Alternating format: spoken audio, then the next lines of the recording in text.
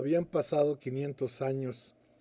de la partida de los venerables maestros en el colapso del periodo clásico superior.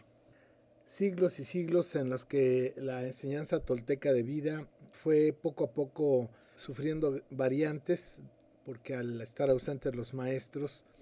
pues ya las mejores personas no gobernaron, se crearon linajes familiares, territorialidad, guerras,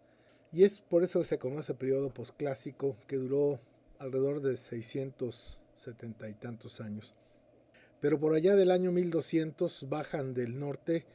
la última migración de pueblos del desierto, nómadas, cazadores, recolectores que no hablaban náhuatl, no tejían algodón, no sembraban milpa, eran pues chichimecas y llegaron a asentarse al altiplano central. Ahí fueron recibidos por los pueblos que habían sido disminuidos por el colapso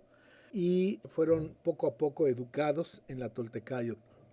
Los mexicas hicieron un recorrido pues bastante azaroso porque eran pueblos muy belicosos hasta que finalmente se asientan en lo que después llamaron Tenochtitlan y van a crear un desarrollo cultural poco a poco hasta el año 1440, cuando Moctezuma, el Huicamina y Tlacaelel toman el poder del señorío mexica.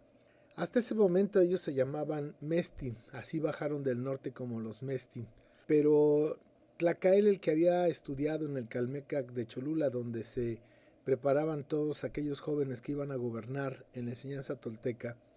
Tlacaelel hizo las reformas a la Toltecayotl para darle una fisonomía al pueblo Mestin, transformarlo en el pueblo mexica. Quitó su pasado oscuro y pobre y pasó a ser del pueblo sin rostro a ser un pueblo que supuestamente tenía un designio en busca de una tierra prometida y una peregrinación. Esta historia es falsa en tanto que le sucedió a los mexicas, sí es cierta, no solamente en el Anáhuac y probablemente en el inicio con los olmecas, sino hay otros pueblos en el mundo, como son los pueblos de Mesopotamia, Israel, que tienen esa misma historia de una peregrinación y de una búsqueda de una tierra prometida y de una madre que dará a luz a un Mesías, una madre virgen que dará a luz a un Mesías. Bien, Tlacaelel cambia la historia, manda quemar los códices, destruye la mayoría de los códices y los más importantes los manda guardar en cuevas y crea lo que conocemos como la Mexicayotl. Básicamente es la sustitución de Quetzalcóatl o la disminución de Quetzalcóatl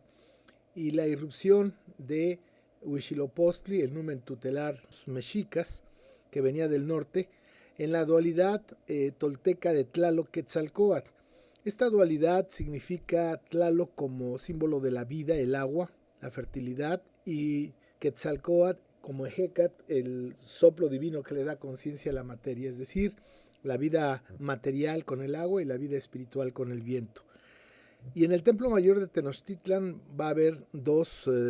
pequeñas casitas, una dedicada a Tlaloc y la otra que debería haber sido, según la Toltecayo, dedicada a Quetzalcóatl. Es ahí donde ponen a Huitzilopochtli y enfrente, en una pirámide más pequeña, a Quetzalcóatl. ¿Qué significó esto? Bueno, en esta reforma, Huitzilopochtli es el numen tutelar del norte del desierto, que significa la voluntad de poder, el mundo material y la guerra. Y Quetzalcóatl significa la sabiduría, la educación y la espiritualidad. Este gran cambio es que va a afectar mucho porque se va a transformar las instituciones toltecas, que eran instituciones totalmente pacíficas, en instituciones militares. El Estado se va a militarizar, las escuelas se van a militarizar, se va a empezar a usar el cacao como instrumento de cambio, va a empezar a haber propiedad privada que durante milenios no la hubo, y va a comenzar un periodo de expansión, no tan grande como lo asumen los historiadores hispanistas y que quieren hacer de los mexicas como el imperio romano, el imperio de los criollos, que donde van a ser derrotados los mexicas por los españoles, los conquistadores, y es ahí donde nace la ideología criolla, es decir, desde el Hernán Cortés y sus secuaces que se sienten desplazados por la burocracia real que llega a formar el virreinato, hasta diluirlos en nada y siempre acusándolos de traidores a los criollos. Esta es la razón que finalmente en 1810 hace estallar esta intentona de los criollos por derrotar a los peninsulares. Bueno, pues esta es la historia entonces de las reformas de Tlacaelel, que van a ser muy importantes cuando llega Hernán Cortés en 1519, el año de la profecía del regreso de Quetzalcóatl, y asesorado por Malinche, va a mentir diciendo que él lo ha mandado Quetzalcóatl, que está en la península, a revisar los procesos que se han hecho en su ausencia,